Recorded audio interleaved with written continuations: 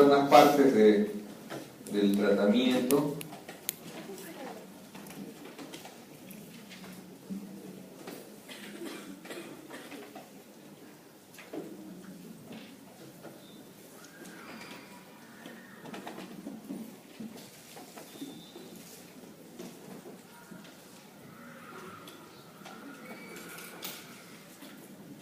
Bueno, no encontré mi puntero, así me he traído otra cosa, pero al menos para que me sirva acá.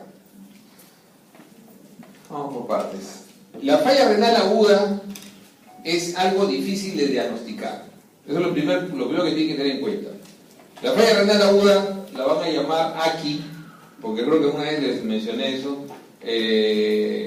Ustedes van a apuntar a trabajar en hospital, o sea, van a apuntar, digamos, a hacer su práctica en hospital, y nadie llama en el hospital IRA, como llama. En mi época, donde era alumno, falla renal aguda era una IRA.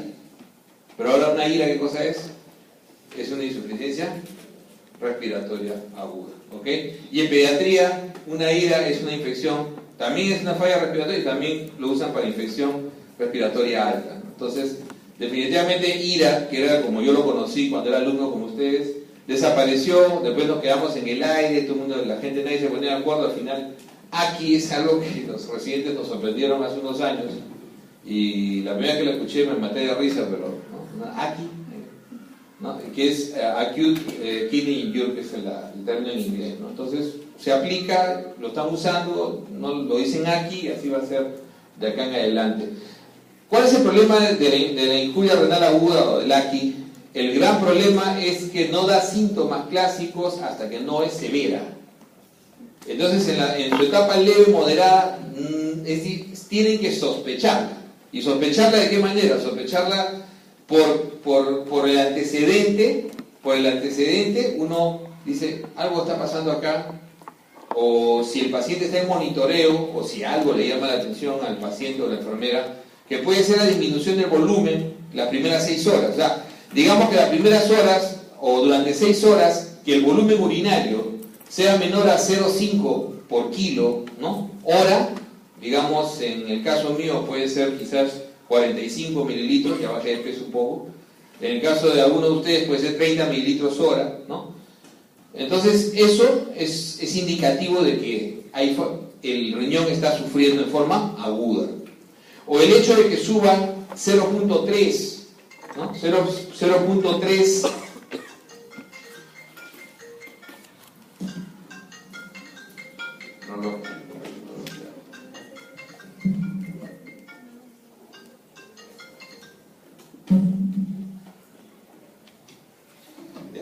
ya no va a fastidiar. Entonces, el otro criterio que se tiene clásico, claro, no voy a tener que revisar todo, no quiero conversar con ustedes, clarísimo, es 0.3 por encima de un basal, del basal clásico, lo que tenga el paciente, o por encima de lo esperado para el paciente, ¿no? ¿Cuál es la creatinina esperada para una persona, una mujer hasta 1.1, un varón hasta 1.3, ¿no? Entonces eso es lo que puede ser esperado. Entonces 0.3 que se eleve en las próximas 48 horas, eso también nos indica que está pasando algo. O que se eleve 1.5 veces en un transcurso de 7 días, digámoslo así. Miren que es bien sensible.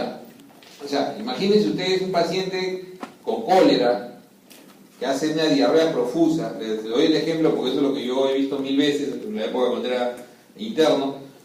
Y a las 10, 12 horas ya estaba con 4 o con 3 de creatinina. Quizás era una cosa más aparatosa. Pero digamos que un paciente como el que van a ver comúnmente no es así. ¿Y qué es lo que más van a ver? O sea, la injuria renal más común es la prerrenal. Y la prerrenal es la que más se ve en la comunidad. Clásicamente el paciente con diarrea, clásicamente el paciente deshidratado, el paciente que sangra, la hemorragia, el paciente politraumatizado, el gran quemado es otro que definitivamente va a hacer daño renal. Y otras enfermedades como por ejemplo los procesos infecciosos. Por eso es que las dos primeras cosas que uno hace en la terapia, ¿qué es? Quítenle el nefrotóxico y traten la infección. Esos son los dos puntos clásicos que no estaban en la lectura, creo, ¿no? Pero es algo que tiene que quedar claro. Quítenle el nefrotóxico, o sea, cualquier nefrotóxico que haya, no, así no haya sido la causa. Entonces, yo puedo tener un paciente que está haciendo falla renal aguda porque hace diarrea, pero el paciente toma AINES, tremendo nefrotóxico. O el paciente toma IECAS, tremendo nefrotóxico, para la falla renal aguda. El IECA me va a modificar, me va a provocar variaciones del flujo renal y por eso me puede precipitar más la falla renal. Los AINES son tremendos, ¿no? Acuérdense que los antiinflamatorios tienden a disminuir el flujo renal, ¿ok? Entonces tiene que quitar los nefrotóxicos.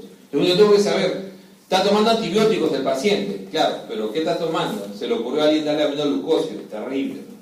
O de repente está el paciente recibiendo vancomicina por algún motivo, o de repente el paciente está recibiendo quinolonas. Acuérdense que las quinolonas son más nefrotóxicas que los beta-lactámicos, pero el beta-lactámico también tiene un rango de nefrotoxicidad. Quizás sea de los más inocuos. Bueno, los más inocuos quizás usamos menos, que son los bacteriostáticos, tetraciclinas, macrólidos, no tienen eliminación renal, no van a tener problemas con el riñón, pero son bacteriostáticos. Entonces las tetras, los macrólidos probablemente no tengamos mucho problema ahí. Entonces el paciente renal, el paciente prerrenal es ese paciente que uno tiene. ¿Qué es lo primero que uno hace? Quítenle los nefrotóxicos, quítenle todos los nefrotóxicos y definitivamente a ese paciente, ¿no? A ese paciente, como le decía, hay que comenzar a ver la causa, ¿no?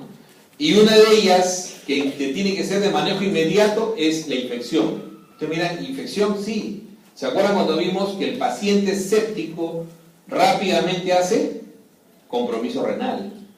El paciente séptico rápidamente hace compromiso sistémico y comienza a tener insulto, injuria renal, prerrenal, o incluso renal en algunas infecciones, pero más prerrenal. Entonces, y el paciente que puede estar yendo en camino a una sepsis severa o un shock séptico con mayor razón. Entonces uno tiene que evaluar esa condición. Por eso una de las dos primeras cosas que uno hace en la terapia de estos pacientes es evaluar si hay infección y quitar los nefrotóxicos. El nefrotóxico más importante hoy en día es la sustancia de contraste. Por eso que en la lectura una pregunta era clásica, ¿no? ¿Qué hay que usar? Los ISO,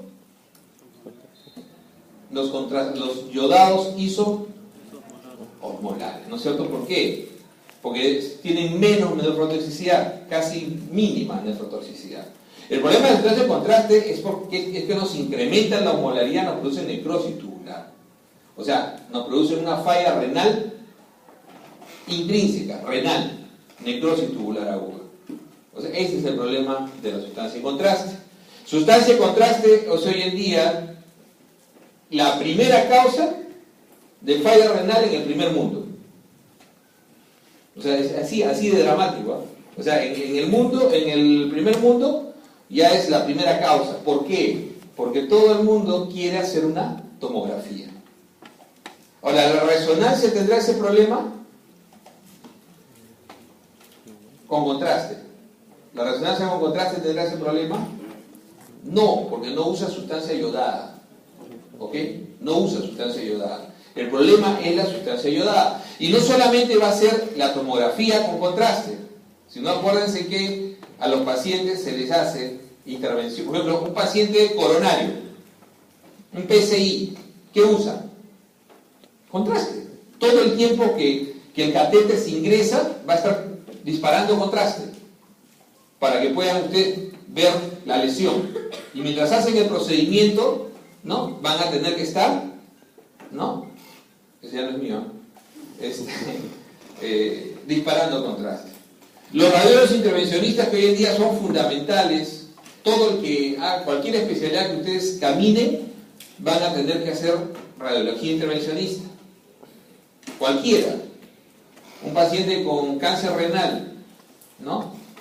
a veces se embolizan. Un paciente con cáncer hepático se emboliza. Entonces, la embolización requiere primero el estudio angiográfico, el estudio con contraste. La neurocirugía vascular, todo el procedimiento previo va a ser con contraste. Entonces, como ven ustedes, las sustancias iodadas y contrastadas las van a usar tremendamente. Intervencionismo, colocación de marcapasos, todo necesita previamente un estudio contrastado vascular. Ese es el gran problema que van a tener que enfrentar, que hoy en día crece tremendamente y que es sencillo, y empecemos por ahí, terapia. ¿Qué hago con el paciente? No tengo, claro, puedo tener en algunos casos de repente el isosmolar, pero ¿por qué? La mayoría de las veces no lo voy a tener por cuestión de costos. Entonces no tengo el yodo. Es más, las instituciones que lo compran lo usan solamente cuando hay demuestras que hay alto riesgo. O sea, no lo usan en todos, ¿eh? Solamente los que tienen alto riesgo. Entonces, ¿qué hago yo para prevenir falla renal en esos pacientes? En esos pacientes tienen que hidratar. Lo que está demostrado es la hidratación pre y post, ¿no? Por lo menos 500 mililitros 6 horas antes, ¿no? Y por lo menos otros 500 mililitros 8 horas después. El paciente debe recibir el cloruro de sodio, cristaloide nada más, o sea, hidratación sobre lo que usualmente recibe. O sea, el paciente hay que hidratarlo previa y post, para que pueda eliminar la sustancia de contraste y no tenga daño. Y si el riesgo es muy alto, se le puede agregar acetilcisteína. Sin embargo, la acetilcisteína tiene fuerza de evidencia 3, o sea, no es un nivel de evidencia muy alto, a pesar de que tiene múltiples estudios. Hay algunos que no han demostrado ningún nivel de prevención, hay otros que sí tuvieron gran éxito, ¿no? Entonces, como le digo, dependiendo mucho del diseño, pero ¿qué hacemos nosotros normalmente?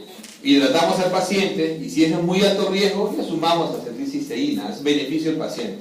Al final la acetilcisteína no nos va a producir efectos importantes. Entonces, lo que decíamos acá, que ya lo habíamos revisado, y lo más importante, ¿no? Quizás que hay que puntualizar acá, es lo que dice ahí, ¿no? 1% de los pacientes comunitarios, ¿no? Puede estar expuesto, o puede ser, o sea, de la comunidad pueden hacer falla renal aguda, que es prácticamente el 60%, y el otro 40% son los pacientes hospitalizados. Son los pacientes hospitalizados, el gran grupo. Y de ese gran grupo, ¿no? en ese gran grupo, muchos son quirúrgicos. O sea, acuérdense, los pacientes que van a sala, sangran, ¿no? Hacen falla prerrenal, son los quirúrgicos fundamentalmente. Entonces, como decíamos, prerrenal, nefrona intacta, el volumen es el volumen efectivo, ¿no? Intrínseco, el daño renal clásico, ¿no? Como decíamos, las toxinas, ¿no? Las toxinas, y el postrenal, que hoy en día no es raro. Antiguamente el postrenal lo veíamos más alejado, pero el postrenal, todo lo obstructivo en varón, en pacientes mayores de 60 años, comienza a incrementar la postrenal por la próstata. Entonces el paciente hace obstrucción y crónicamente en algunos casos, y algunos de forma aguda, hacen obstrucción, la miccional se llama, ¿no? Entonces hacen un síndrome de obstrucción miccional. De repente el abuelo comienza a desesperarse, le duele la vejiga y comienza a tener, no puede orinar. Entonces pasan, generalmente cuando llegan a la emergencia ya tienen más de 24 horas y eso produce hidronefrosis. O sea, esa hidronefrosis y produce un incremento de la presión intraglomerular y eso incrementa activa el eje renina-angiotensina. Incluso el paciente hace crisis hipertensivas algunas veces asociadas a este tipo de problemas. En mujeres es menos frecuente, más es crónico que agudo. En mujeres generalmente hacen en relación a cirugías ginecológicas donde se llegan a ligar los uréteres o se vuelan los uréteres. Eso también puede pasar. En una cirugía muy amplia o con muchas complicaciones, al intentar sacar el útero pueden llevarse junto con el útero los uréteres. y entonces el paciente hace una falla renal aguda. Son cosas ya hoy en día, para la cirugía que se hace hoy en día es mucho más raro, pero son las otras posibilidades que pueden haber de falla renal aguda por renal. Como decíamos, las manifestaciones clínicas no son muchas. Incluso, ¿qué cosa vamos a ver en un examen de orina, un prerrenal? Cilindros hialinos. No ven nada, prácticamente nada. Aquello que vean no es de la enfermedad aguda, pero probablemente lo tenía previamente. En cambio, en el paciente intrínseco, ahí sí. ¿Quién es el que hace el intrínseco? Como decíamos, fundamentalmente puede ser por toxinas, pero puede estar, ahí también está el grupo de la glomerulonefritis, ¿no? Las glomerulones generalmente son síndromes nefríticos agudos, glomerulonefritis postinfecciosa aguda, por ejemplo, o los pacientes que hacen glomerulonefritis asociada a vasculitis, esos pacientes pueden hacer falla renal aguda en ese momento, ¿no? Entonces, como decíamos, básicamente esto, y estadiar. En realidad muy pocos usan el estadiaje, pero esto es básicamente asociado a las veces en que uno eleva. ¿Se acuerdan que era 1.5 veces para sospechar? A partir de ahí hasta 1.9 veces, hasta de 2 a 2.9, fundamentalmente para más o menos, o de acuerdo al output urinario. Esto se hace generalmente, esto es más útil generalmente en unidades renales. En unidades renales ahí sí se suele hacer, porque hay un grupo que hacen falla renal aguda, entre comillas, que vienen a ser los post-trasplantados, ¿no? Entonces en ellos generalmente se hace este tipo de manejo con estadios y seguimiento, ¿no? Estamos avanzando, entonces las definiciones. Ojo que el fracaso renal agudo, como decíamos, disminución del volumen, ¿no?, circulante, depresión de volumen, hipoperfusión. Y en el fracaso renal agudo de tipo parenquimal, ¿no?, los vasculares, las vasculitis a la cabeza, ¿no?, las nefritis intersticiales, ¿no?, la necrosis tubular aguda, ¿no?, y en los postrenales, los urológicos a la cabeza y ginecológicos, como habíamos dicho, ¿no? Entonces, bajo gasto cardíaco, vasoconstricción, algunas drogas, como específicamente en los prerrenales, las drogas que más nos producen problemas son el abuso de diuréticos, y ahí va otra avance de lo que es la terapia. Los diuréticos en falla renal aguda están proscritos, no sirven. Toda la evidencia, miren que nosotros hemos usado años lo que llamábamos rescate renal. El paciente ya estaba en anuria y le poníamos una infusión de furosemida para convertirlo en, ¿no?, de anúrico a oligúrico, o un oligúrico queríamos convertirlo en poliúrico. ¿Cuál era el concepto errado? Que lo van a escuchar. Ya pasaron por nefro, ¿no es cierto? Pero cuando vuelvan al hospital a ver en general la parte clínica, lo van a escuchar todavía. El concepto errado es pensar que y todos lo hemos manejado así, es más fácil manejar un paciente poliúrico que un paciente anúrico, lo cual puede ser cierto en términos clínicos, pero uno tiene que ver eso en términos de mortalidad y de recuperación. Entonces, cuando se han analizado estas prácticas de dar dosis altas de furosemida a pacientes que están en oliguria o en anuria, para tratar de incrementar el output, se ha visto que a largo plazo incluso incrementa la mortalidad, ¿no? Incluso incrementa la mortalidad, y no hay disminución del tiempo de recuperación, que es lo que nos interesa en algunos de estos pacientes. Acuérdense que al final, el paciente con falla renal aguda, ¿yo qué voy a intentar? Intento primero revertir el proceso, y si no puedo, voy a tener que ir a terapia de reemplazo, ¿no? A terapia de reemplazo, que es hemodiálisis básicamente, ¿no? Y diálisis peritoneal en casos muy contados, pero fundamentalmente hemodiálisis. Entonces, ¿cuál va a ser fundamentalmente mis complicaciones en una falla renal? Sobrecarga de volumen, que es quizás la única indicación de uso de diuréticos. Y no lo estoy usando por la falla renal, sino por sobrecarga de volumen. Entonces, una de las primeras complicaciones que puede tener la falla renal severa es el paciente cuando hace sobrecarga volumen. Entonces, ¿qué va a hacer? Edema pulmonar, congestión. Es en ese momento que tengo una indicación todavía de poder utilizar diuréticos si es que el paciente micciona, salvo que el paciente ya esté anúrico, ¿no? Después vamos a ver qué vamos a hacer con ese paciente si está anúrico. Otra complicación son los trastornos hidroelectrolíticos, fundamentalmente hipercalemia, ¿no? A veces hipernatremia, hipermagnesemia e hiperfosfatemia, fundamentalmente, son los trastornos hidroelectrolíticos que tenemos que manejar en el agudo, ¿no? El agudo hace fundamentalmente hipercalemia y generalmente la mortalidad está más relacionada a hipercalemia. Está más relacionada a hipercalemia que a otras complicaciones. Y el otro gran problema es la acidosis. La acidosis que tiene que ser manejada en los pacientes, ¿no? En forma aguda. Entonces, la acidosis en forma aguda, que el paciente no puede compensar, tiene que ser manejada también en forma aguda cuando el paciente hace ya signos de daño por acidosis, Kussmaul, etc. Entonces, esas son fundamentalmente las complicaciones que uno tiene que manejar en el paciente renal agudo, ¿no? En el paciente renal agudo. Entonces, ahí, a ese manejo inicial, uno tiene que añadirle encima, ¿qué cosa hay que añadirle?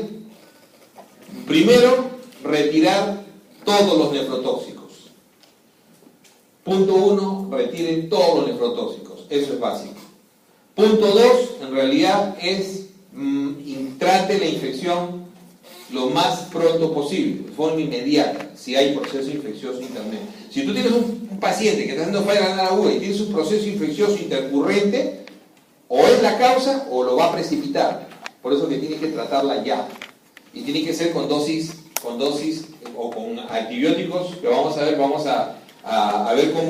qué antibióticos son los más pertinentes ahí y cómo ajustar la dosis. La hipercalemia mayor de 5.5, ojo que cuando es problema grave, mayor de 6.5. Mayor de 6.5 ya es problema grave. ¿Cuándo debemos prevenir? Y eso estaba en la lectura, mayor de 6. Prevenir los cambios electrocardiográficos. Y yo puedo agarrar y digo, manejo hipercalemia. Entonces,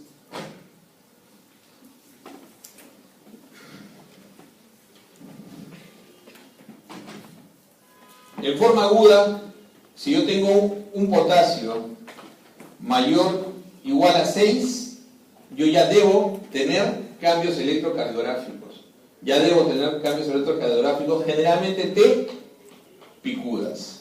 Y cuando estoy mayor o igual a 6.5, ¿no? Por lo general el paciente, el riesgo de vida es alto. O sea, más de 6.5, las T picudas van a ser mucho más altas. Pueden aparecer algunos otros cambios, pero generalmente las T picudas son mucho más altas y acá se incrementa el riesgo de vida, el riesgo cardiovascular. Entonces el paciente, yo acá que le estaba dando gluconato de calcio. Obviamente en otras partes del mundo pueden usar cloruro de calcio. O sea, si ustedes leen alguna otra bibliografía pueden encontrar cloruro de calcio también. Nosotros usamos gluconato. En general la mayoría hoy en día usa más gluconato. El gluconato de calcio viene al 10%. El tratamiento con el gluconato de calcio no es que yo agarro y le pongo cada 8 horas, cada 6 horas, como se me ocurra. ¿Cuál es la dosis? Ya pasaron por nefro, ¿se acuerdan? ¿Cuál es la dosis? Al final nadie sabe, porque en realidad no se usa así. El gluconato de calcio se usa, ¿no? Al 10%, ampolla, ¿no? Se va a poner cada 20 minutos, cada 20 a 30 minutos, hasta revertir los cambios. Entonces lo que se hace es revertir los cambios. Primer error que todos hemos cometido. Yo también aprendí poniendo mi gluconato, feliz cada 8 y me iba y lo dejaba al paciente con su T picuda, con su PR prolongada, con su QRS, porque acuérdense que mayor de 7, el paciente ya, además de las T picudas que aparecen, ¿no? El ST se prolonga el QRS se ensancha, ¿no? Se aplana la onda R, al final, cuando ya se va a morir, desaparece la onda R, se va la onda R. Y el PR también se prolonga. Entonces el paciente hace los otros cambios, ¿se dan cuenta? Entonces yo uso el gluconato de calcio en forma secuencial hasta que revierta. O sea, en todos los casos, ¿eh? Le tomé su electro, está en 7 puntos y pico, y el paciente está... ¿Cómo se va a morir el paciente? Ojo que mayor de 8 tenía un montón de pacientes, ¿no? Este paciente ya hace un ritmo idioventricular. Es un ritmo así. Cualquier cosa. Lo estoy haciendo más rápido, porque generalmente es muy prolongado. Entre bradicardia y hidroventricular. El paciente ya está en preparo. ¿Y cómo va a ser el paro? En actividad eléctrica sin pulso. O sea, voy a ver ese ritmo hidroventricular y el paciente ya está en paro. O sea, hay actividad eléctrica y de pronto el paciente ya no tiene pulso. ¿El paciente está en paro o no? Está en paro, está en arresto cardíaco. Ese es uno de los tipos que alguna vez revisamos, ¿se acuerdan? Actividad eléctrica sin pulso. Una de las maneras en que para el corazón. Donde yo tenía que mirar las 5 H's y las 5 T's, ¿se acuerdan? Una de esas H's es hipercalemia, hipocalemia. O sea, cuando yo hago el diagnóstico, se acuerdan las 5 H, las 5 T's, ¿cómo para el corazón en hipercalemia? Claro, fisiológicamente, ya, pero hay que salir de ciencias básicas, ya. Fisiológicamente, pregunta de examen, dice, el corazón hipercalemia para en diástole. El corazón en hipocalemia para en sístole, ya. Eso está bien para la necropsia. Pero para saber que el paciente, ¿qué cosa va a hacer? O sea, en realidad, clínicamente, ¿qué me va a hacer este paciente? De este ritmo idioventricular, va a mantener ese ritmo y va a entrar en paro. Y ese paro se llama actividad eléctrica sin pulso. ¿Ok? Actividad eléctrica sin pulso.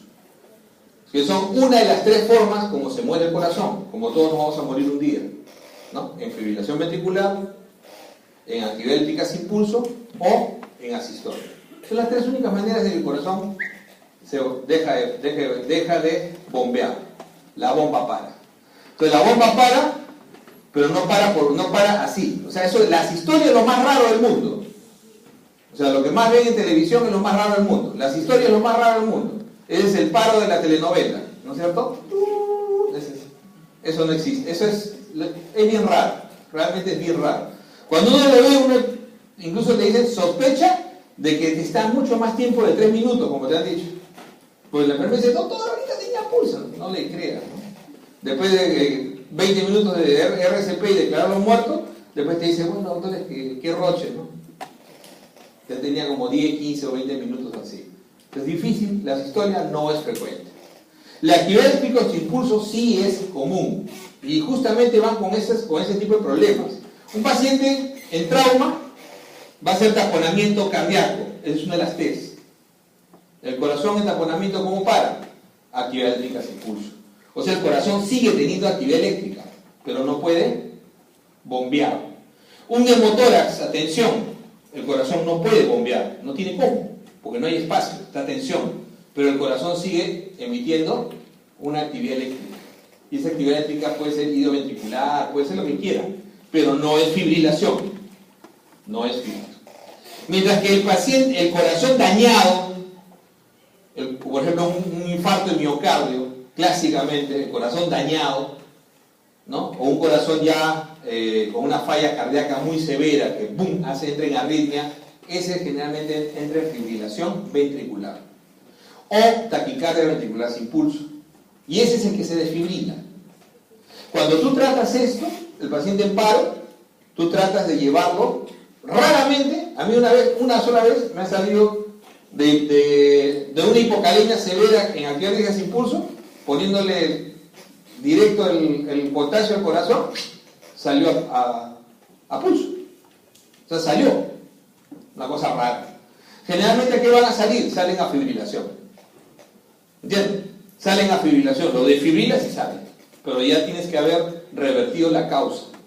Por ejemplo, si es un taponamiento, ya le pusiste el catéter y drenaste, y a veces empieza a bombear o empieza a fibrilar, ¿se dan cuenta? O ya le pusiste el tratamiento adecuado para la hipercalemia, o ya le repusiste el potasio si es hipocalemia. Si es acidosis, en ese caso sí ya le pusiste el bicarbonato, porque ahí en el paro, en las acidosis severas, lo único que te queda es ponerle bicarbonato directo, y entonces revirtió, ¿no? Si es un paciente en hipoxemia, ya lo intubaste, ya eliminaste el problema probablemente, y el paciente comienza a oxigenar y probablemente va a fibrilar. Una de las H es hipoxemia. ¿Cómo se murieron los muchachos hace unos días? Si ustedes le preguntan, que ustedes son cuasi médicos, ¿qué respuesta le van a dar al ego? Tu hermana te pregunta, ¿no? Isaac, ¿cómo se murieron esos chicos? ¿Se ahogaron, pe? No, ese palbuz, ¿no? Tú eres médico. No, te estoy preguntando, o sea, ¿cómo? ¿Qué pasó? O sea, tragan el agua y qué, pero ¿cómo se mueve ese corazón? Entonces, generalmente lo primero que hacen los ahogados en nuestro mar es hipotermia, antes que hipoxemia. Antes que en nuestro mar, que es más frío, ¿no?, que abrazo de suegra, en nuestro mar el paciente, el ahogado hace hipotermia, por lo general. Y eso es una gran ventaja, porque ahí tenemos 30 minutos de trance para sacarlo. Los chicos debieron hacerles RCP cuando lo sacaron. Creo que a ninguno, ¿no? No burro. Pero es ahí el asunto, ¿no? Entonces, esa es una de las actividades genéticas impulso, ¿no? Hipotermia. Entonces, ahí se ve el tratamiento. Regresando acá, entonces tú dices gluconato de calcio desde que aparece cambios electrocardiográficos, sí. Pero a partir de 6.5, ya no solamente vas a hacer eso, sino tienes que sumarle insulina. O sea, médicamente, como tratamiento médico, ya tienes que ponerle una infusión de insulina con glucosa para hacer el intercambio. ¿Ok? Para hacer el intercambio. ¿Ok? Esto quedó claro. Entonces, ahora vamos de una vez a agotar la hipercalemia para ir avanzando. Porque esta es terapéutica más que todo. El resto lo pueden leer. Entonces, ¿qué van a hacer con la hipercalemia? Entonces, yo digo, la hipercalemia la voy a tratar fundamentalmente ya vi la prevención, o sea, ya estoy protegiendo mi corazón, ¿no es cierto? Gluconato cada 20-30 minutos, electro, no cambia. Otro gluconato, electro, pulum, las T comenzaron a bajar, bestial. Otro gluconato, T normales, lo dejo cada 8 horas. Estaba con QRS ensanchado, igual, tiene que comenzar a estrechar, o sea, con el gluconato. Claro que paralelamente no solamente va a poner gluconato, sino que probablemente, si tiene más de 6.5, ya instaure la infusión de insulina. Entonces, cuando yo traigo hipercalemia, en este caso, tengo solamente dos opciones con hipercalemia. O redistribuyo, o extraigo, o sea, saco el potasio, ¿no? Hago extracción del potasio. La extracción del potasio ideal va a ser diálisis, la hemodiálisis. No es ideal, sino, digamos, la más efectiva. Al final, el paciente grave con hipercalemia, voy a terminar haciéndole hemodiálisis. Pero antes de eso, porque el paciente no está orinando, obviamente que yo hubiese intentado, en otros casos, ponerle diurético. Pero ya sé que ese paciente en AQI y en el AQI, la furosemida no sirve, excepto cuando el paciente todavía micciona y tiene congestión pulmonar. Pero aún sea por hipercalemia, no, porque lo voy a precipitar al otro lado. Entonces, ¿cómo puedo extraer si no es por hemodiálisis, que es al final? Por eso que esto queda para después. Primero es la redistribución. ¿Qué es lo más rápido para redistribuir? Nebulicen. Nebulicen, señores. ¿Con qué? SABA. ¿Se acuerdan del SABA? Beta agonista de acción corta. Nebulicen. El poder que tiene la nebulización es 0,5. ¿Ok? Hasta 0,5 máximo. Pero eso puede ser suficiente de inicio. Mientras consigues la vía, mientras consigues el catéter para la diálisis, le zampas su mascarilla y cada 10 minutos cambias el líquido y le pones, ¿no? Le pones una dosis o disparas. O le pones 10 gotas de fenoterol, o le pones 25 gotas o 30 gotas de salbutamol en la nebulización, o comienzas a disparar 4 disparos cada 10 minutos. Lo comienzas a disparar al paciente. Eso, claro, probablemente te taquicardice un poco al paciente, pero te va a ayudar porque es rápido, es casi inmediato. Este es uno de los primeros que redistribuye. El más seguro de redistribución es la insulina. Entonces la insulina con su dextrosa en infusión. Entonces uno dice, allá le pongo ¿cuánto? Más o menos 1 a 2 unidades, ¿no? Le voy a pasar más o menos 1 a 2 unidades por minuto aproximadamente hasta ver, pero con dextrosa al 10 o al 50%. ¿Para qué? Para que haga intercambio. Porque lo que estoy buscando es que la insulina, al ingresar la glucosa, me ingrese potasio. Entonces lo más seguro, digamos lo que más techo me va a dar y lo que les va a salvar la vida en donde no tengan diálisis al paciente es la insulina. Infusión de insulina con su dextrosa para estos pacientes. ¿Qué más puedo redistribuir? ¿Qué se acuerdan? ¿Qué más puedo usar para redistribuir? Bicarbonato, sí. Bicarbonato me puede ayudar a distribuir. Esta es una de las pocas condiciones donde quizás el bicarbonato sí se puede utilizar, evaluando si el paciente paralelamente tiene una acidosis muy severa. Generalmente evitamos el bicarbonato para no llevar al paciente paradójicamente al otro lado. Acuérdense que el uso de bicarbonato puede producir el efecto inverso a nivel microsomal. Entonces, por eso que generalmente se utiliza el bicarbonato cuando el paciente está en las condiciones más severas de acidosis, menos de 7 de bicarbonato en un AGA, etc., ¿no? Que es diferente a darle al crónico bicarbonato en tabletas, que después lo vamos a ver, que es totalmente diferente. Ese es el paciente que fisiológicamente se le da bicarbonato por vía digestiva, ¿ok? Ponerle endovenoso es algo que se puede utilizar, pero el bicarbonato se usa generalmente cuando el paciente está en el estado más crítico. El paciente está yendo al dibujo de abajo, está yendo al ilio ventricular ya. Entonces tengo que revertirlo al paciente, tengo que protegerlo. Entonces a este paciente sí, después de la insulina, si la insulina no fue suficiente, bicarbonato puede ser lo que me tenga que salvar al paciente. ¿Ok? Entonces este es básicamente lo que hago con este paciente. Y para extraer tengo las resinas de intercambio como una posibilidad. El problema es que demora. Más de 6 horas por lo menos demoran para hacer efecto las resinas de intercambio. De ellas la que usamos más es queyexalate, cada vez que la tenemos. Queyexalate. Y por último, la hemodiálisis cuando el paciente tiene una hipercalemia refractaria al tratamiento médico. Por eso decía, ahí vamos a ir sacando, ¿no? Ya es una indicación de hemodiálisis.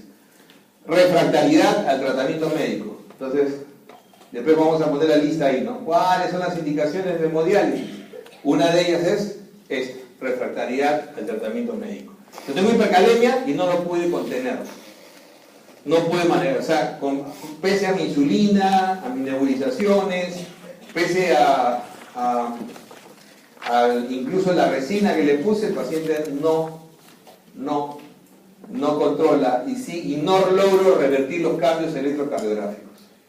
Entonces le estoy poniendo gluconato y no revierto. Entonces el paciente tiene que ir a terapia de reemplazo. Entonces, hay signos de uremia como la pericarditis, como la alteración del estatus mental, que son otras indicaciones de hemodiálisis. Entonces vamos poniendo acá indicaciones de hemodiálisis. Entonces, ¿cuándo voy a ponerle terapia de reemplazo al paciente. Hipercalemia, ¿no? Hipercalemia refractaria al tratamiento médico. ¿Ok? Hipercalemia severa refractaria al tratamiento médico. Por encima de 7 ya es severa. O sea, tú puedes decir, pero doctor, ¿pero hay una cifra? No. O sea, de hecho que por encima de 6.5 ya tengo riesgo. Cada paciente es sensible, no estamos hablando de crónicos. Pero lo que me indica es básicamente que no puedo revertir los cambios. O sea, el paciente no puedo revertir y no puedo bajar de 6.5, que sería lo ideal. Entonces, no puedo bajar de 6.5 y no revierto los cambios. Va a diálisis. El paciente que hace pericarditis va a diálisis. El paciente que hace encefalopatía urémica, que es ese que dice signos, ¿no? Alteración del estatus mental no explicado. Eso se llama encefalopatía urémica. Acidosis metabólica severa, pH menor de 7,1. Entonces, el paciente que no puedo manejar, ¿no? Con acidosis metabólica, ¿qué tipo de acidosis metabólica va a ser? Anion gap alto, ¿no es cierto? Anion gap alto. Este tipo de, ¿no? Refractaria al tratamiento. También tiene que ir a diálisis. Ese paciente va a ir a diálisis. El paciente con sobrecarga de volumen, ¿irá a diálisis?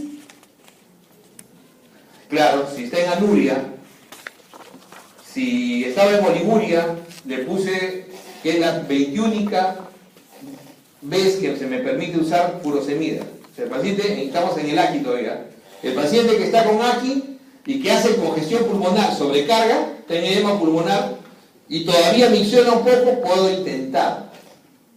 Eso ya queda a criterio. Puedo intentar darle 80 miligramos de furosemida, entre 40 y 80. ¿No? No funciona, no va a funcionar más. Entonces, ese paciente que hace, ¿qué cosa ha hecho clínicamente? Edema agudo pulmonar. Otra condición de diálisis de urgencia. Entonces, esa es otra condición de diálisis de urgencia en estos pacientes. ¿No? Entonces, ya ahí tenemos prácticamente las 5 clásicas causas que el paciente entra a diálisis de urgencia. Esas son las 5 clásicas, ¿no? Causas de que el paciente entra a diálisis de urgencia. La uremia, algunos lo consideran que una urea en un agudo mayor de 100 podría ser indicativo, pero eso es muy relativo. O sea, las cifras, en el crónico, las cifras nunca te indican. En el agudo hay controversia. Como le digo, algunos indican que más de 100 de urea un paciente debería ser dializado, pero generalmente eso se correlaciona con un estatus mental malo. Entonces, ya el paciente está con un estatus mental malo, ya lo vas a dializar porque está encefalopático, en realidad, o hace pericarditis, ¿ok? Hace pericarditis. Entonces, depresión de volumen es importante. Claro, hemos visto esto inicialmente, pero pongamos que el paciente, vamos a la parte ya previa, hay depresión de volumen, la fluidoterapia es fundamental, ¿no? Cristaloides siempre va a ser primero, ¿no? Ahora, la solución del lactato Ringer, que en algún momento tenía alguna indicación, por ejemplo, en pancreatitis, o se menciona mucho siempre en la literatura, acá sí está contraindicado, porque la solución del lactato Ringer tiene potasio. ¿No? Tiene potasio. Entonces, este sí sería una de las entidades donde uno no usa solución de lactato Ringer, no hay ninguna. Hay que evaluar el nivel de las pérdidas y la reposición. La reposición de componentes vasculares va a depender, ¿no? Va a depender de si el paciente, de recuperar la función renal. Acuérdense, cada componente, o sea, estamos hablando de un paciente que hizo hemorragia, hace un prerrenal. Si está en anuria y ustedes le pasan 2 o 3 paquetes globulares, la posibilidad de que ese paciente haga hipercalemia es muy alta. De hecho, ya está haciendo hipercalemia, pero el de que ustedes precipiten más la hipercalemia es muy alta. Se calcula más o menos 0,5 que puede subir el potasio en un paciente por cada paquete que uno le pone. ¿Ok? Por cada paquete que uno le pone. Acuérdense que si yo tengo un paciente en hemorragia, no le voy a poner un paquetito. O sea, si está en una hemorragia severa, donde ha perdido por lo menos 2.000 mililitros, ¿se acuerdan? ¿No? Más de 2 litros, paciente chocado. Entonces voy a probablemente ponerle entre 3 a 4 paquetes globulares. ¿Y eso qué significa? Que lo voy a precipitar. Entonces, cuando entonces, ¿qué quiere decir? Está sangrando y porque no orina, no le repongo. No, sí le repones, pero ponle un catéter y dialízalo primero. Y le pones la sangre intradiálisis. ¿Ok? Eso queda claro. Problema. Doctor, no tengo diálisis en mi hospital. Ah, bueno. Entonces ahí tienes que jugar con todos tus medios para tratar de bajar el potasio lo más que puedas. Lo más que puedas del potasio. Y pasarle un paquete pues, lento. Acuérdense que el paquete no causa incremento del volumen, entre comillas, o sea, líquido, entre comillas, pero sí incremento de la masa vascular. Y si lo vas a pasar en forma progresiva y rápido, de todas maneras el paciente se va a congestionar mucho más. Entonces, hay que manejar al paciente hemodinámicamente inestable, ¿no? Definirlo, ¿no? ¿Se acuerdan cuáles son los signos, ¿no? del monitoreo, el monitoreo clínico no invasivo? Pues es interesante, ¿no? Además de la caída de la presión arterial sistólica, es taquicardia y llenado de los vasos del cuello. Entonces no siempre van a tener, porque el monitoreo hemodinámico invasivo es con línea arterial y con presión venosa central. Eso es lo ideal, pero eso no lo vas a poner. Es más, nosotros, siendo un hospital, digamos de referencia, fundamentalmente usamos presión venosa central, y solo cuando entra a cuidados intensivos se le coloca la línea arterial, no se le coloca en otras áreas. Pero el clínico es el que uno tiene que hacer de inicio, y siempre que no tenga la posibilidad de la PVC, es monitorear el llenado de los vasos del cuello. Si no los ves, es porque están depletados. Eso correlaciona con taquicardia y con la presión arterial sistólica menor de 90.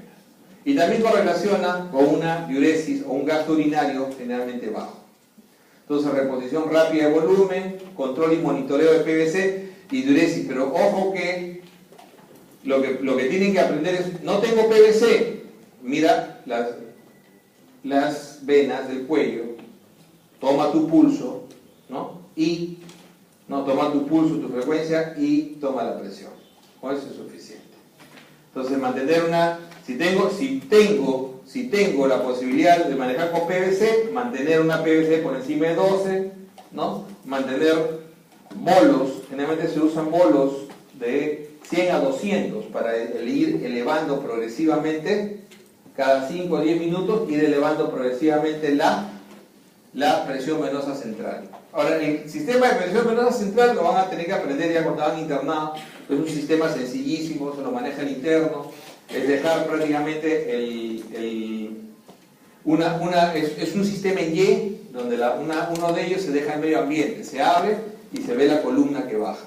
Y uno tiene que medir a nivel del corazón, poner una regla, ¿no? Para poder medir a qué nivel está el cero, y a partir de ahí uno mide por centímetros de agua hacia arriba. Se mide por centímetros de agua, normalmente está entre 10 y 18, idealmente en estos pacientes que esté por encima de 12 para poder manejar. Esto de acá, la furosemida, olvídense, está proscrito, bórrenlo, ¿ok? Eso no lo he cambiado y eso ya no se usa, ya no va, ¿ok? Ya no va. Entonces, manejo la sobrecarga de volumen, como decíamos, manejo el soporte nutricional, es importante. Ya no, al igual que los parámetros antiguos han ido cambiando, y acordémonos que antes restringíamos proteínas, restringíamos todo, hoy en día no. Hoy en día se ha demostrado que en realidad el aporte proteico es importante en estos pacientes, además del aporte calórico, que es fundamental, ¿ok? Y bueno, el paciente constituye al final, el paciente chocado, lo que va constituyendo es básicamente un síndrome cardiorrenal, donde sí tiene indicación el diurético cuando hay sobrecarga de volumen. pero siempre con la debida correlación de que el paciente tenga la posibilidad de que el paciente pueda miccionar. Si el paciente está anúrico, ¿no? Generalmente el paciente anúrico más de 3 horas es totalmente imposible que vuelva a miccionar, es casi imposible. Entonces a ese paciente preferentemente lo que se va a hacer es dializarlo, ¿ok? Preferentemente se le va a dializar. Entonces la sobrecarga, el balance estricto, la furosemida, ojo que esto siempre y cuando el paciente miccione, ¿no? Una sola dosis se intenta, ya no se le pone una dosis más. Y por último la falla de esto, diálisis. Ya habíamos visto la hipercalemia. Importante es descontinuar los YECAS y ARAS. Ojo que el paciente puede estar usando YECAS y ARAS. Además de que los YECAS y ARAS, les decía que son nefrotóxicos, es importantísimo siempre descontinuarlos porque incrementan la hipercalemia, ¿no? Van a incrementar la hipercalemia y el gluconato de calcio, como habíamos hablado. La acidosis metabólica también, hay que evaluarla bien. Y el manejo que habíamos conversado. Hay que hallar, por ejemplo, el déficit de bicarbonato a veces en el paciente cuando se quiere, cómo vamos a reponer el paciente que tiene acidosis severa, menor de 7,1. Entonces hay que calcular el déficit de bicarbonato multiplicando 0,5 por el kilo, ¿no? Por 24 menos el bicarbonato que el paciente tiene, para poder ver cuántos miligramos. Acuérdense que cada mililitro de bicarbonato al 8,4% tiene 1 miliequivalente, ¿ok? Cada mililitro, ¿no? Eso también tienen que saberlo siempre. O sea, cada componente ya tiene más o menos algo preestablecido, ¿no? Entonces, el bicarbonato al 8,4% es la ampolla que tenemos en el país. Cada centímetro o mililitro tiene 1 miliequivalente. De esa manera se calcula. Entonces, hallas el déficit y lo vas a reponer, ¿no? Por mililitro. Entonces, eso es lo que tienes que más o menos utilizar. Hay que tener en cuenta que el cloruro de sodio, ¿no? Al 20% tiene por cada centímetro 3,54 miliequivalentes. También para que tengan en cuenta. El cloruro de potasio al 20%, cada centímetro tiene 2,7 miliequivalentes por centímetro. Eso también tienen que ya tenerlo en la cabeza, ¿no? Tenerlo en la cabeza. ¿Ok? ¿Cuánto nos aporta 1 litro de cloruro de sodio al 0,9%? 154 miliequivalentes de sodio y obviamente también 154 miliequivalentes de cloro. Entonces también son para cuando uno hace balance de esto, tiene que tener en cuenta esto. Lamentablemente en el país solo tenemos esta presentación de potasio. No tenemos la presentación de 1 miliequivalente, 1 centímetro en todo el mundo. Lo que más se utiliza es 1 centímetro, 2 miliequivalentes. Es el cloruro de potasio al 14,9%. Esa presentación desapareció hace muchos años, hace más de 20 años. Entonces, lamentablemente tenemos solamente esta, que es comercialmente conocida como Kalium. Y esta es comercialmente conocida como hipersodio, al 20%.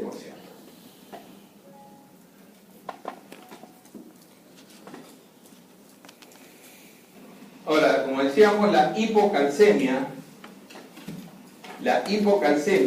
¿no? La hipocalcemia, definitivamente hay que ver si el paciente, pero esto es más que todo en cierto grado de pacientes que hacen acidosis severa, ¿no? Entonces decíamos la sobrecarga de volumen, la hipercalemia, la acidosis, ¿no? Los signos de uremia importantes, de ellos la pericarditis es el más evidente, pero si tuviéramos neuropatía también, ¿no? Aunque eso generalmente ya se ve en pacientes más crónicos, pero si tuviéramos neuropatía podría ser también otra posibilidad salvo que no tuviera otro ejemplo, ¿no? Utilizar preventivos, miren todo lo que hay que hacer con estos pacientes, ¿no? ¿Qué tipo de diálisis vamos a usar? Ahora, eso también es interesante. Si bien es cierto, no son ustedes quien los va a meter a diálisis, definitivamente lo va a hacer el nefrólogo, pero incluso uno puede opinar, ¿no? Y hoy en día, la diálisis diaria ha demostrado disminuir más la mortalidad que la diálisis interdiaria. Entonces, que es una costumbre muy frecuente en nuestros nefrólogos, que aprenden a veces se van a dar cuenta ustedes que los colegas aprendemos todo como recetas, ¿no? Entonces pasamos por la especialidad y aprendemos una receta. Y dicen, programa los diálisis interdiarios. ¿Pero por qué? Claro, eso era una costumbre que no tenía, digamos, un sustento muy claro. Acuérdense que la diálisis clásica es 3 veces por semana, aproximadamente 4 horas, 3.5 a 4 horas, 3 veces por semana, máximo 4. ¿Ok? De la diálisis crónica diaria ya demostró que incrementa la mortalidad, por eso que no se hace diaria. Pero en el caso de la falla renal aguda, se ha demostrado que la diálisis diaria sí disminuye el tiempo que el paciente va a estar en diálisis. O sea, acorta el tiempo de recuperación versus la diálisis interdiaria. Y eso es interesante porque antes no se tenía parámetros muy claros. Uno no discutía, bueno, venía el nefrólogo, te ponía diálisis interdiaria y tú tenías que suplirte a eso. Entonces ahora hay no solamente demostración en algunos estudios de que eso acortaría, sino que hay disminución de mortalidad, que eso es lo más importante. A largo plazo, a los 90 días, hay disminución de mortalidad. Entonces, ese dato es importante para poder uno decir, este paciente debería ir a, que ya está en diálisis diaria, para ver que se recupere mucho más rápido. Porque tenemos el concepto de que cuando metes al paciente a diálisis, ¿no? O sea, difícilmente va a miccionar otra vez. Ese concepto es válido, pero para el paciente crónico, no para el agudo. ¿Ok? No para el agudo. O sea, el riñón que está insultado con necrosis tubular aguda en ese momento, porque al final, si el paciente no revirtieron lo prerrenal, va a terminar haciendo necrosis tubular aguda de todas maneras. ¿No es cierto? Entonces ese paciente va a recuperar las nefronas. Generalmente las recupera, en su gran mayoría. Entonces, ¿cuál es la idea? La idea es que el paciente lo recupere en no más de ¿cuánto tiempo? 3 meses. Y ahí vamos soltando ya el concepto de falla renal crónica.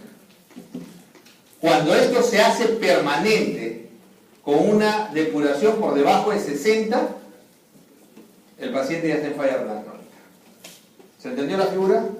O sea, tienes tu paciente agudo que hizo daño renal por aminoglucósidos, ¿no? Porque la obstetriz de la posta le puso gentamicina. Clásico, ¿eh? Clásico. Ahorita yo tengo varios de sus compañeros que están en Serún y me escriben en WhatsApp y me dicen, doctora, ¿qué hago? ¿Qué hago con la gente acá? Todo el mundo da gentamicina a la citrus. Así los formaron. Entonces, ¿cuántos pacientes? Te llega tu paciente con falla renal aguda con aminoglucósidos. Tuviste que meterlo a diálisis, está en diálisis. ¿Cuánto tiempo voy a esperar que ese paciente se recupere? ¿No? ¿Cuánto tiempo? Entonces, ¿dónde está ese dintel para llamarlo ya crónico y dejar de llamarlo agudo? El tiempo es 3 meses. El valor es menor de 60 de depuración. Si en 3 meses logró más de 60, ¿no? O sea, no llegó a 100, pero logró más de 60, ese paciente está recuperando. O sea, no está todavía en falla, no está en enfermedad renal crónica todavía. Pero si ese paciente no recupera, por lo menos más allá de 60, en 3 meses, ese paciente ya está en enfermedad renal crónica. Aquel paciente que tiene algún daño, ¿no? De renal demostrado, perdurado más de 3 meses, también. Ejemplo, proteinuria. Entonces, viene Aarón y me dice, doctor, no sé, fin de semana estuve de viaje y he regresado y he orinado espumoso y miren, 1,5 gramos en 24 horas. ¿Qué podría hacer? Él es un hombre sano, al menos físicamente. Mental no sé. Entonces lo primero que se me ocurre, pues un muchacho sano, no es diabético, me enseña sus análisis, glucosa, todo normal, creatinina, todo normal, pero hizo una proteinuria y el fin de semana estuvo de trekking, proteinuria de esfuerzo. ¿No es cierto? Entonces lo primero que voy a pensar es proteinuria de esfuerzo. El que nunca la ha hecho, el que nunca se ha esforzado, ¿no? Entonces proteinuria de esfuerzo. Pero de pronto pasan 2 meses y doctor, sigo orinando espumoso.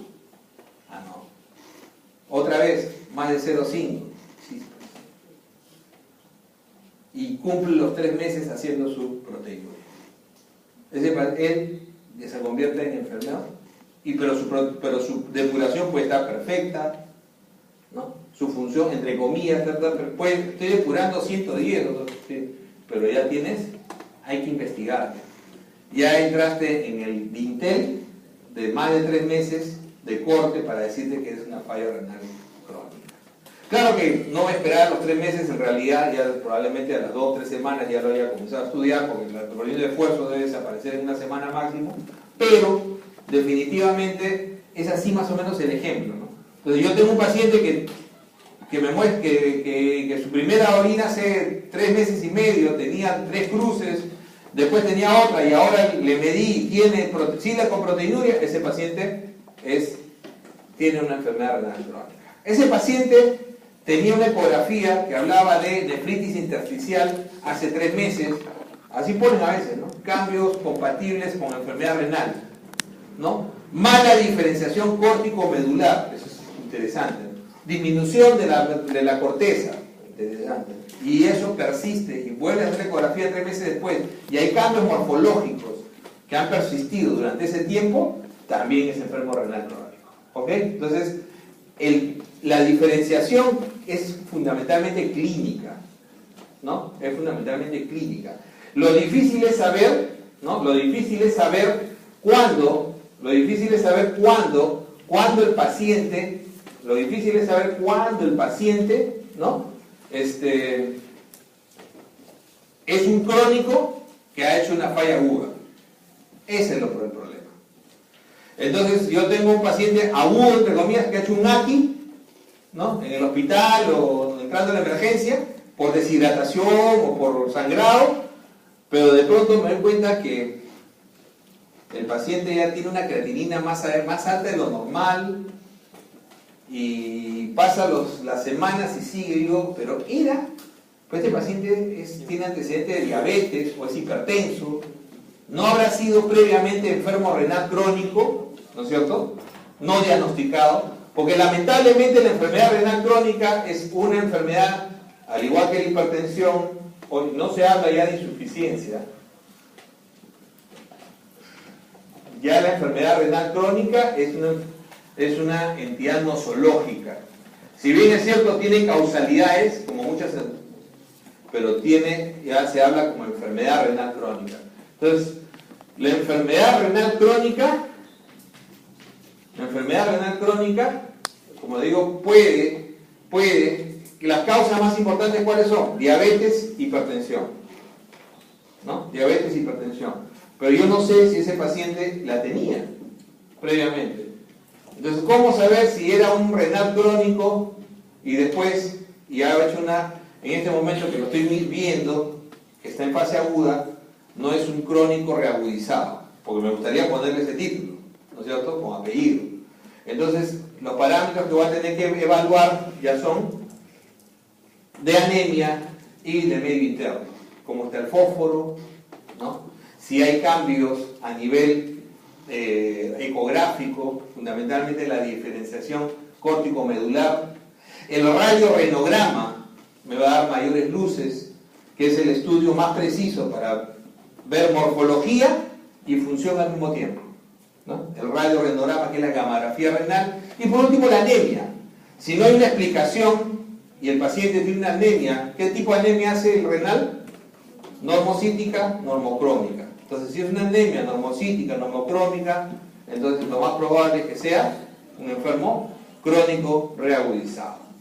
Entonces, la reclasificación de la enfermedad renal es algo que se les tiene que quedar en la cabeza claro, porque tiene que ver fundamentalmente cómo se va a manejar el paciente. El estadio 1, ¿no? El estadio 1, que es mayor de 90, mayor de 90, ¿qué significa? Puede ser 160. ¿Y está enfermo renal? Sí. ¿Y por qué es enfermo renal crónico? Porque tiene esa condición que habíamos hablado. Tiene una proteinuria, tiene un cambio estructural demostrado, ¿no? O tiene una hematuria con proteinuria, ¿no? O tiene alguna enfermedad ya diagnosticada incluso con biopsia, puede ser una nefritis, una nefritis lúpica, ¿no? Puede ser una enfermedad renal, pero el paciente, enfermedad renal diabética, pero el paciente puede tener la depuración muy alta, o normal. Ahora, ¿cuál es el concepto de hiperfiltración? Que las nefronas que no están siendo dañadas, ¿no? Tratan de suplir a las que están siendo dañadas. Y muchas veces el estímulo que tienen para hacer el estímulo que tienen para trabajar en lugar de las otras es excesivo, entre comillas, no está bien regulado y el paciente se vuelve hiperfiltrador. Y eso es lo que pasa, por ejemplo, clásicamente en la diabetes. Pero eso clásico de la diabetes ahora se ha visto en casi todas las enfermedades renales crónicas, cuando se llega. O sea, casi todos los pacientes que hacen daño glomerular, pues generalmente hacen una etapa de hiperfiltración. Y hay pacientes con proteinurias, ¿no? Que están con 140, 150 de depuración y ya son considerados enfermos renales estadio 1. ¿El estadio 2 cuánto es? 60 a 89, ¿no? El estadio 3 es 3A y 3B, ¿no es cierto? El 3A va de 45, digamos, a 59, y el 3B va de 30, digamos, a 44. ¿Por qué es importante acá? ¿Por qué se cambió? Porque ahí viene toda la terapia, y aquí voy a acabar la clase en realidad. ¿Por qué se cambió todo esto? Porque antiguamente los 4 estadios que había, no había correlación ni con la fisiopatología, ni mucho menos con la terapéutica. Generalmente el paciente en estadio 2,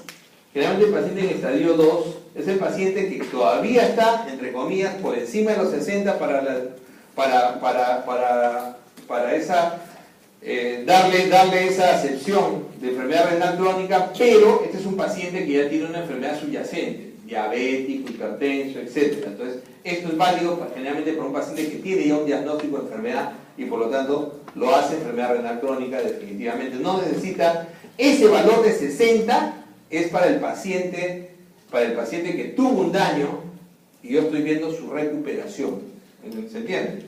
Paciente con daño por sustancia contrastada, paciente por daño por renal, paciente que hizo una necrosis tubular aguda por veneno, que hizo por toxinas, por mercurio. Entonces, ese lo estoy haciendo el seguimiento. Para eso es válido. El resto entra en el daño renal de más de 3 meses. ¿Qué significa eso? Proteinuria, enfermedad renal crónica, enfermedad diabética, hipertenso, con cambios significativos en su flujo renal. Estos pacientes van a eliminar nefrotóxicos. Eso es fundamental. O sea, lo primero que haces es eliminar todos los nefrotóxicos que puedas. Segundo, a este paciente, antiguamente te decían las guías disminuir la carga proteica. Eso ya, bórrenlo. Si su libro dice eso, su libro está un poco viejito. Eso ya bórrenlo. Eso salió cuando yo era alumno. Y fue un estudio que en New England se publicó, pero yo me acuerdo que lo revisé cuando recién entré a Nefro. Fue el famoso estudio que determinó la prevención de la progresión de la enfermedad renal disminuyendo la carga proteica. Ese fue el concepto. El estudio del año 88 era en ratas. Yo lo leí N veces porque lo presenté. Fue mi ingreso a Nefro. Yo estuve en Nefro como 2 años practicando, porque ahí se hace full medicina interna en el Almenara, con el doctor Cortejo, esa gente brava. Y me hice todo mi esquema, traje hasta mi ratita dibujada, con su glomérulo, ¿no? Y bacán eso, ¿no? Y de ahí que me quedó siempre la idea, por eso que siempre decía, disminución de la carga proteica, nunca se demostró en humanos. Y por el contrario, se ha visto que la restricción proteica incrementa las complicaciones y la mortalidad a largo plazo. Entonces, para que vean ustedes que muchas cosas, incluso si hechas a nivel científico en animales, no se pueden extrapolar siempre a humanos. Bueno, somos ratas, pero no tanto. Entonces, definitivamente, hoy en día, la dieta va alrededor de 1,3 hasta 1,5 por kilo de peso, ¿no? Día de alto valor biológico, o sea, una buena carga proteica. Pero adicionalmente a eso, hay que cuidar la presión arterial. Todo el mundo ya está de acuerdo de que aún sin que sea diabético el paciente, hay que tratar de mantener por debajo de 130/90 la presión arterial, ¿no? 130/90 la presión arterial. La elección siguen siendo yecas, y cuando hay proteinuria, aún sin hipertensión, hay que darle yecas. Puede ser yecas o aras, pero hay que darle yecas. Solo cuando es diabético es cuando se ha demostrado que un paciente indistintamente puede usar yecas o aras. Claro que en los diabéticos 1 se ha estudiado más los yecas, en los diabéticos 2, ¿qué cosa? Los aras, ¿no es cierto? Esa es pregunta de examen también, ¿no? Pero es fundamental. Entonces, comenzar a usar los yecas.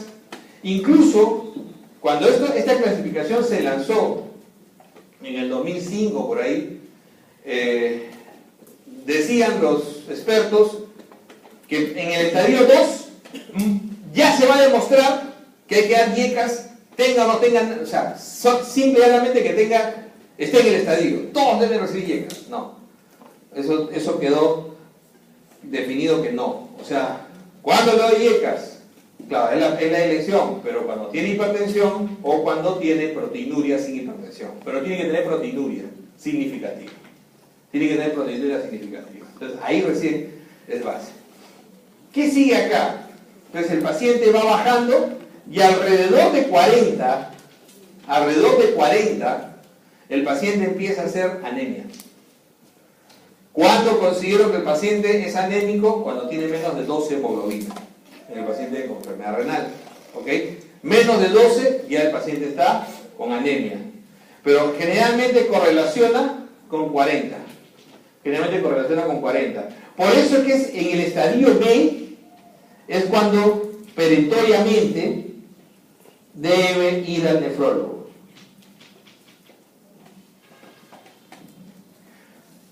Esto que les acabo de poner tiene dos utilidades. Primero, no me estén mandando al nefrólogo el paciente en estadio 2. Eso tienen que manejar ustedes. ¿Ya? Ustedes cuando sean médicos generales, o si son médicos de familia, o si llegan a ser internistas, como yo, un clínico, o sea, ustedes tienen que manejar por lo menos hasta el 2A, como mínimo. ¿Entienden la figura? Por lo menos hasta el 2A tienen que manejarlo. Pero recién, ya en el 2B, perdón, en 3A, ya en el 3B, el paciente sí está demostrado que siendo evaluado por el nefrólogo disminuye mortalidad a partir del 3B. Antes no. Entonces también hay estudios respecto a eso. O sea, recién a partir del 3B el paciente se demuestra realmente que baja mortalidad. Claro, hay algunas guías que dicen, en general el paciente debe tener una visita por nefrólogo al principio. Básicamente eso es por la duda diagnóstica. Pero yo creo que tanto ustedes como el nefrólogo, cualquiera de nosotros tenga capacidad de hacer diagnósticos sin ningún problema. La idea es que generalmente este paciente, alrededor ya de 40, por ejemplo, ya es un paciente que va a requerir probablemente eritropoyetina. O sea, EPO, ¿no es cierto? EPO, la eritropoyetina. Entonces ya el paciente debe requerir eritropoyetina a partir de 40 para abajo. A veces antes, ¿eh? Hay pacientes que en el 2A ya están anémicos. ¿Yo le puedo poner eritropoyetina así nomás? Sí, es un medicamento más sencillo que usar heparina. Es un medicamento sencillo, generalmente la dosis es entre 2.000 y 4.000 unidades por día, ¿no? Que a veces, si es que el paciente, si el paciente no orinara nada, pero generalmente se pone postdiálisis en el paciente terminal. Generalmente los pacientes se ponen al principio una vez por semana. Y lo único que tienen que entender ustedes de cerciorarse es que el hierro esté normal. Su depósito de hierro tiene que estar normal. Porque, ¿cómo suele ser el paciente con anemia renal? Suele ser ferropénico. Sí suele ser ferropénico. No es una anemia ferropénica, pero sí suele ser ferropénico. Porque es una variante de la anemia por enfermedad crónica, ¿no es cierto? La anemia por enfermedad crónica es muy parecida a la anemia ferropénica. O sea, tiene hierro bajo, ¿no? Tiene la saturación generalmente a veces baja también, ¿no? La capacidad de transporte también puede estar baja, pero la gran diferencia, ¿cuál va a ser? La ferritina. La gran diferencia entre la anemia de enfermedad crónica y la anemia ferropénica es la ferritina. Un paciente con anemia ferropénica clásica, como hay varios acá que estoy mirando, chicas, ¿no? Estoy mirando, tú debes tener 10 de hemoglobina. Entonces, generalmente tiene la ferritina menor de 30. No se pidan hierro. Cuando tiene sospecha de anemia ferropénica, primero pídanle ferritina solita. Si la ferritina es mayor de 100, eso no es ferropenia ni acá ni en la China. ¿Ok? No es en ningún sitio. Si tiene menos de 30, es casi seguro que sea ferropénica. Si tiene menos de 15, eso es ferropénica sí o sí. Ya no le pides hojas de hierro. Con solamente ferritina puedes hacer ese diferencial. ¿Qué te suele diferenciar de la anemia enfermedad crónica? La anemia enfermedad crónica suele tener ferritina normal o alta. Y por lo general es alta, porque son pacientes que tienen procesos generalmente inflamatorios paralelos, ¿no?, a su enfermedad. ¿Qué está causando la anemia? Justamente son procesos inflamatorios de enfermedad crónica. Tuberculosis, neoplasias, etc. Y una variante de esas es la anemia renal. Pero la anemia renal, además de la enfermedad crónica, tiene el componente de eritropoyetina baja. ¿Ok? El componente de eritropoyetina baja. Entonces, una de las cosas que uno tiene que cerciorarse cuando empieza a tratar esto es que haya hierro. Ahí sí tienes que usar el hierro, porque no es diagnóstico. Lo que le decía la ferritina es cuando tú enfrentas el proceso de diagnóstico. Pero ahí sí tienes que usar el hierro. Pum, tu hierro, menos de 50, le pones hierro. Más de 50, no le pones hierro. ¿Ok? El hierro siempre se pone intravenoso. Intramuscular es una salvajada, pero acá en el Perú se pone mucho. Generalmente se pone intravenoso, ¿no? Generalmente viene con un tipo de glucosa adherida al hierro. El hierro es muy irritante, ¿no? Si le cayera hierro en la mano, le va a quemar un poco. El hierro es un radical libre, acuérdense. Está dentro, ¿no? ¿Se acuerdan de la cadena la cadena transportadora de electrones? ¿No? Dice así, ¿en cuál participaba el hierro? De los 5, en el tercero. El hierro es parte de la cadena transportadora de electrones. Cuando se produce el radical libre, a veces el hierro es el más potente de todos, si es que no se reduce en forma efectiva. Por eso es que el hierro tiene que transportarse, siempre va a estar con una proteína. Si se transporta, transferrina. ¿Y cómo se deposita? Siempre se va a depositar con su proteína. ¿Qué proteína la deposita? La ferritina. ¿Y dónde se deposita más? en el hígado, ¿no? En el hígado. Entonces, ahí van ustedes. Entonces, el hierro siempre, ¿no? El hierro siempre de preferencia endovenoso, ¿ok? De preferencia endovenoso. Entonces, van viendo ustedes, dicen, enfermo renal crónico. Sigo, yo voy sumando, ¿ah? Lo primero es evita nefrotóxicos. Trata la causa subyacente. Diabetes. 7 de glicosilada es la meta para evitar que progrese la enfermedad renal. Antiguamente se decía que la enfermedad renal crónica del diabético se detenía controlando la presión. Algo de cierto tiene, pero hoy en día se sabe fundamentalmente que el diabético hay que controlarla a 1,0. 7. Si tú lo mantienes en 7, puedes detener el progreso de la enfermedad renal. ¿Ok? Ahora, ¿cómo mantener eso? No es sencillo. En el diabético tipo 1 sí se ha demostrado que la insulina en forma intensiva sí hay una relación bien directa con disminuir la progresión de la enfermedad renal. Pero en el diabético tipo 2 no se ha demostrado eso completamente. Entonces no es muy sensible en el 2. En el 2 básicamente hay que manejar la proteinuria también. O sea, no solamente hay que manejar eso, sino hay que manejar la proteinuria. Manejar la disminución de la proteinuria, que no haya... acuérdense que el diabético tipo 2 es el que más se daña con la hipoglicemia. Es en él donde la hemoglobina, donde la glicosilada por debajo de 6,5, yo les decía, incrementa las complicaciones cardiovasculares. Y cuando lo llevas a una glicosilada por debajo de 1, incrementas la mortalidad cardiovascular. Entonces ese es el 2. El 2 es fregado de manejar. Por eso les decía que en el 2, básicamente lo que se ha demostrado es hemoglobina glicosilada en 7. Y en el 1, además de que puede hacer esa la meta, lo más importante es la insulinoterapia intensiva. Ahí sí. Por eso es que el 1, hoy en día, en el primer mundo, vive más que antes. Porque hoy en día las bombas de insulina hacen una terapia intensiva impresionante. Porque ya las bombas de insulina ya no son programables. Las bombas de insulina son cerebros.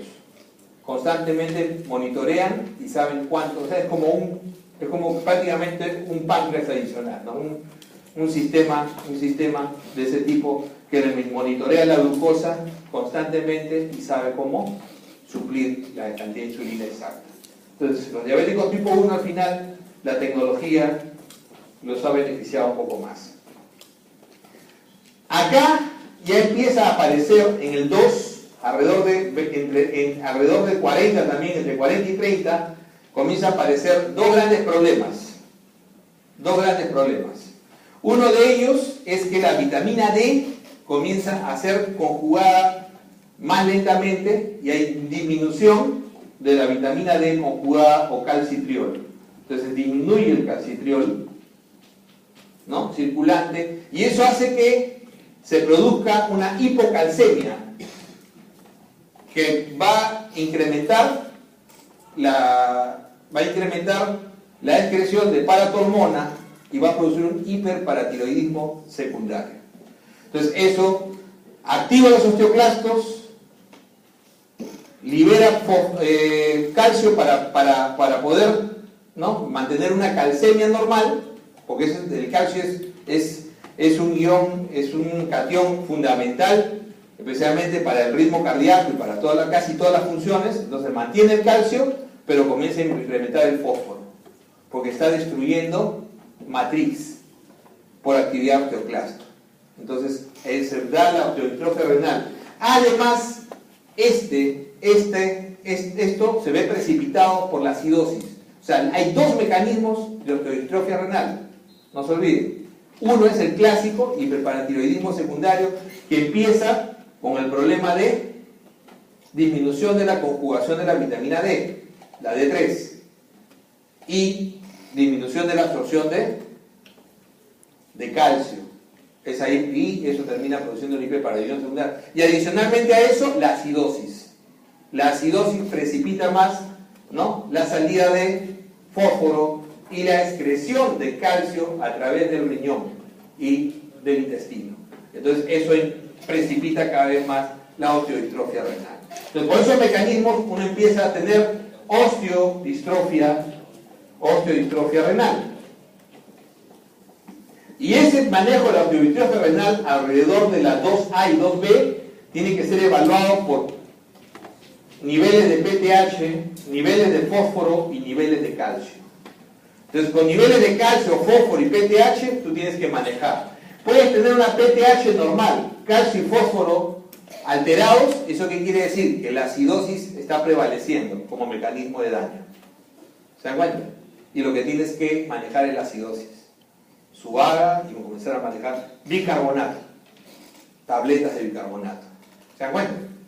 Pero si tienes la PTH alta, sí es el mecanismo principal es para hiperpara secundaria. Entonces, para la hiperpara secundaria, le vas a tirar vitamina D conjugada, calcitriol. Entonces, no a todos los pacientes con osteodistrofia renal se le da calcitriol. Concepto, ¿eh? Antes sí decíamos, osteodistrofia renal, si el paciente tiene fósforo, dale su calcitriol. No. Para darle calcitriol, ahora hay que tener paratormona alta. Por eso que la paratormona se dosa hasta el nivel 2. ¿Ok? Antes solamente se dosaba hasta el nivel 3 de atención. Entonces, ya en el nivel 2 yo puedo dosar paratormona para poder definir estos pacientes. Entonces, ese paciente que tiene paratormona alta, le doy calcitriol, que es un medicamento de alto costo y que debe bloquear, o sea, ese calcitriol más calcio, obviamente el calcitriol más calcio, le da pura vida, ¿no? Es rico en calcio, ¿no? Pura vida. Tanta pena que íbamos a hablar de risa, pura vida no dice leche, ¿no? Sin vergüenza. Y dice y es todo un cherry eso. Hoy día me preguntaban, una amiga periodista me decía, ¿tú qué te gusta leer esas cosas? Le digo, ¿qué otras cosas son engañosas? El aceite vegetal. Nunca compren aceite vegetal. No es vegetal. Pero les permite poner aceite vegetal. Si ustedes quieren comprar aceite vegetal, compren siempre y cuando diga de maíz, de canola, de soya. ¿Han visto? Cuando dice maíz, de canola, ese sí es vegetal. El que dice primor vegetal, WOM vegetal, les permite hasta 40% de cualquier aceite animal. Y el otro 60% de cualquier cosa vegetal. Entonces mezclan todo lo que les sobra por acá. Lo purifican y lo venden. Y les permiten aceite vegetal. Vamos a ver si sale. Mi amiga se quedó así. No sabía eso, sí. ¿Tú qué compras? Primor, qué bueno, sí. Uy, ya. Entonces, ya no, chévere. Entonces, esto definitivamente le da calcitriol y le tienes que dar calcio. 2 gramos como mínimo al día. 2 gramos como mínimo al día. Entre 2 y 6 gramos. ¿Ok? 2 gramos como mínimo al día de calcio. Si no, ese calcitriol no va a jalar nada. ¿Ok? No va a jalar nada. Y si el mecanismo es acidosis, le das calcio también. Le aportas calcio con vitamina D también. Pero ya no necesitas ponerle con calcitriol, sino calcio con vitamina D tranquilo. Pero le tienes que revertir la acidosis. ¿Ok? Tienes que revertir la acidosis de esa manera. Entonces el paciente va bajando, estadio 4, ya va a terminar, menor de 30. A partir de acá el paciente se llama enfermedad renal avanzada. O sea, a partir de 30 el paciente ya es una enfermedad renal crónica avanzada. Entonces este paciente con 30 de depuración, 30 o menos de depuración, hay medicamentos que ya no puede usar. Ejemplo, hidroclorotiazida. Ejemplo, antiinflamatorios no esteroideos. No debe usar. O sea, o precipita o no funciona. El hidroclorotiazida no funciona. ¿Qué diurético le daré si necesita? Diasa. Así es, diurético de asa. Si necesita. Entonces, a ese paciente con menos de 30, de hecho que voy a incrementar todo lo demás que venía dándole, ¿no es cierto? Pero va a comenzar a mirar con cuidado, miren con cuidado, ¿no? Comiencen a mirar con cuidado qué cosa, los YECA y los ARA, porque pueden producir hipercalemia. pueden producir hipercalemia. Tiene que estar por debajo de 5.5 para seguir dándole yecas o aras. ¿Ok? Yecas o aras. A este paciente con menos de 30 ya le tengo que hacer su fístula arteriovenosa. Sí o sí. Ya lo tengo que preparar. No voy a esperar a que esté en 15 para recién hacerle la fístula. La fístula se hace de 30 para abajo. Bueno, algunos dicen 30, 25, 20, pero entre 15 y 30 tengo que mandar a hacer su fístula, que es el sistema que me va a aportar sangre a partir de una vena, pero a flujo alto. A flujo alto. La única manera que yo tenga un flujo alto de una vena es que le adose una arteria, le haga una fístula. ¿Ok? Es la única manera. Eso fue invento peruano, aunque no esté registrado. Y por debajo de 15, el paciente definitivamente ya no debe usar yecas ni aras. Por debajo de 15, el paciente debe usar dihidropiridinas, bloqueadores de canales de calcio. Tampoco puede usar beta bloqueadores, pueden producir bradicardia severa. Entonces, ¿qué uso por debajo de 30? Si todavía uso yecas o aras, en buena hora. Pero si esa presión no la puedo controlar, fundamentalmente tengo que usar dihidropiridinas. Y ahí toman vital importancia el nifedipino, que tiene una alta potencia hipotensora. Pero el nifedipino en retar, en su forma retar, nunca en su forma común, ¿ok? En su forma retar. Entonces le doy dihidropiridinas, evito los beta-block porque no me disminuye mortalidad y aparte de eso me pueden precipitar, especialmente en los menores de 15, me pueden precipitar bradicardia. Y si no tengo cómo controlarlo, doctor, pero le estoy dando ya nifedipino a dosis altas y nada, alfa-metildopa. Alfa-metildopa, de repente me arriesgo a darle un cachito de beta-block y si no puedo más, ya tengo que dar alfa-gangliósidos, clonidina, pero hoy en día clonidina no consigo, lamentablemente. Y el mejor de todos, creo que alguna vez se lo mencioné, minoxidil, ¿no es cierto? Cuando tengo renos vasculares muy severos, que sería la lesión. Ya el paciente con menos de 15, por lo general, tengo que ir ya a un control mucho más estricto de todo esto y preparándolo para que entre al reemplazo. Pero ¿cuál es el tratamiento de lesión al final de la enfermedad renal crónica? El trasplante. Uno lo que debe tender hacia el trasplante. Si el paciente no lo lleva al trasplante, en realidad es un fracaso del tratamiento. ¿Ok? Hasta los diabéticos, porque a veces nos miramos por debajo de la axila, hasta los diabéticos tienen derecho a trasplantarse. Alguna vez discutíamos esto en el hospital y decían, no prefieren otro tipo, no, porque los diabéticos son un montón. ¿A quién escoges? Se escoge al mejor. En realidad se tiene que escoger no por el tipo de enfermedad, sino por el tipo de antígenos. O sea, por el mejor paciente es el que al final uno enfrenta antígenos y es el más compatible. Y bueno, y el buen paciente. La mejor diálisis para el paciente esperar es la diálisis peritoneal continua. Esa es la mejor diálisis. La mejor diálisis que tenemos en el país. Hay otras mejores diálisis que son las diálisis peritoneales también, pero continuas de baja presión. O sea, son un diálisis donde el paciente se instala, hace el recambio en casa durante el sueño. Y de eso hay dos tipos. Hay peritoneal y hay hemodiálisis de baja presión, ¿ok? Que son aparatos que se usan en el país, pero en forma muy limitada. La diálisis convencional. Entonces, fundamentalmente, eso es lo que hay que hacer con estos pacientes. La diálisis es un sistema que requiere básicamente parinización. Ese es otro de los grandes problemas. El paciente va a estar generalmente va a estar anticoagulado, ¿no? Y esos pacientes, por lo general, ¿no?, son pacientes que van a comenzar a tener deterioro de una serie de estructuras y de su misma nutrición, porque pierden todavía proteínas, siguen perdiendo, no paran de perder proteínas.